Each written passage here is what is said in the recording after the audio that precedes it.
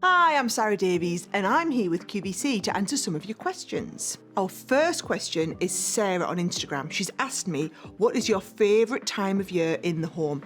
Sarah, that's easy. I love Christmas. I am that Christmas obsessed person. I have the world and his wife round for Christmas dinner. I have all the family, the extended family. I love to have friends round and I just love my home feeling very lived in and very homely at Christmas. Then we've got Phil on Instagram and Phil's asking, what fellow dragon needs a homemaker or needs some serious storage solutions?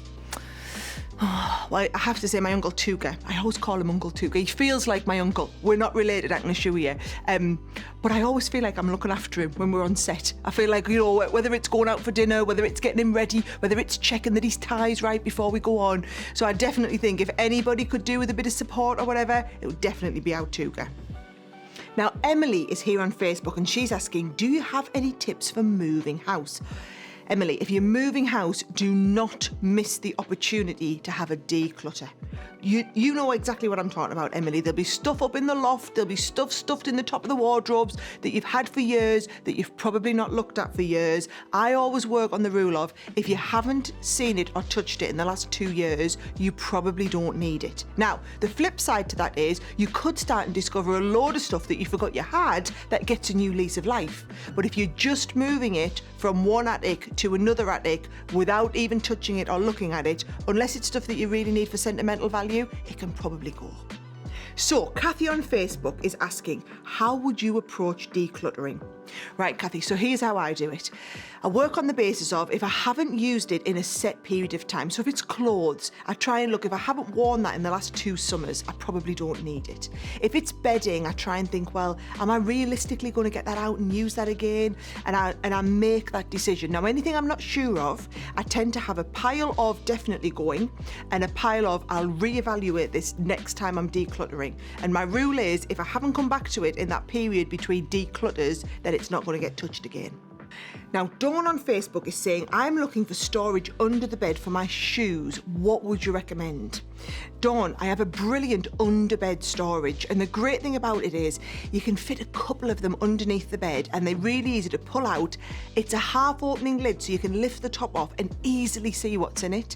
Now, what I find is if you can't easily see it, you're not going to use it. So it's really important. You don't want, boxes where you've got lids on and they're stacked on top of each other. You want something you can easily pull out and see loads of pairs of shoes all at once. Pull the ones out you want, because what gets seen gets used, and if you can't see it, you can bet your life it's going to get forgotten about at the back of the cupboard.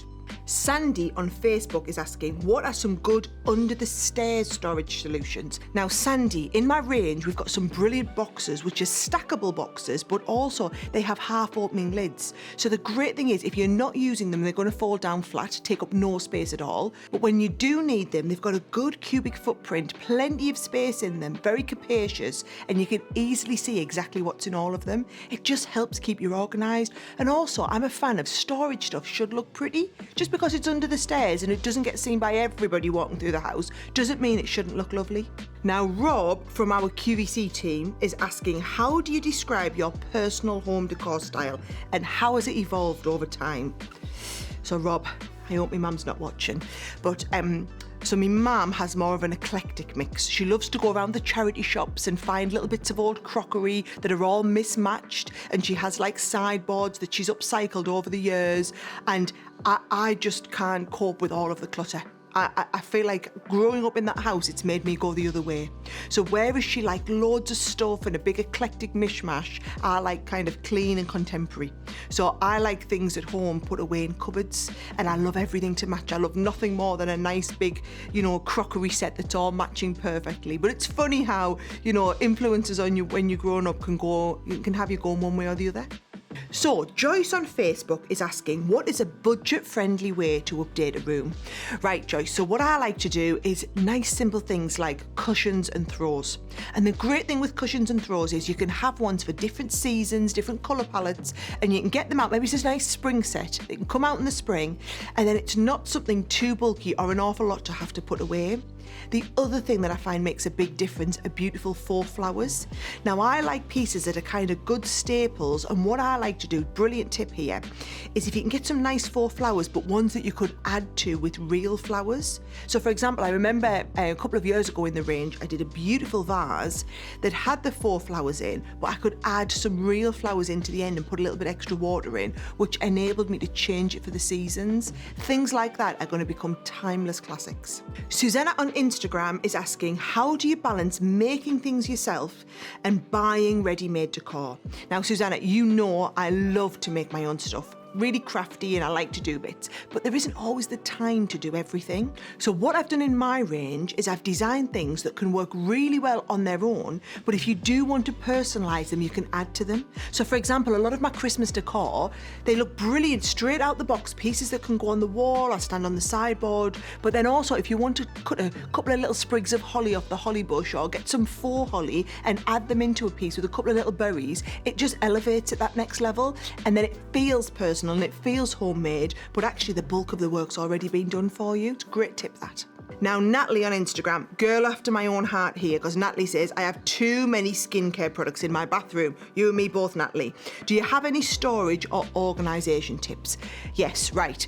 So you should really work on a 1 in 1 out rule. I am absolutely terrible for getting a cleanser, and I've still got a little bit of the old cleanser left, but I love the new cleanser. I must finish this one before this one can have pride of place in the bathroom. That's my first rule. And then secondly, you want to be able to see everything, because trust me, as soon as things go to the back of the cupboard, you don't see them, they're out of sight, out of mind, and you forget that you've got them. So things like rotating storage or tiered storage, where you can easily at a glance see everything that you've got, then the stuff gets done. So Becky on Facebook is asking, what is your simplest organisation hack that everyone needs, no gatekeeping? Right, Becky, wardrobe space. It can be the most economical but the biggest waste of space in the house. I can remember when we moved into our new house, we used to have one big wardrobe with one rail in. Now immediately what I did was I moved that rail as high as I could get it and then got a second rail in the wardrobe. It just doubled the amount of space that I had. And then also you can get storage that goes into your wardrobe that turns some of your hanging space into additional shelving storage. I've done some brilliant bits in my range which just enable you to make the most out of the space that you've got. Well, I hope that's answered some of your questions, and if you've got any other questions, you can always leave them for us in the comments. And don't forget to like and subscribe to QVC UK's YouTube channel.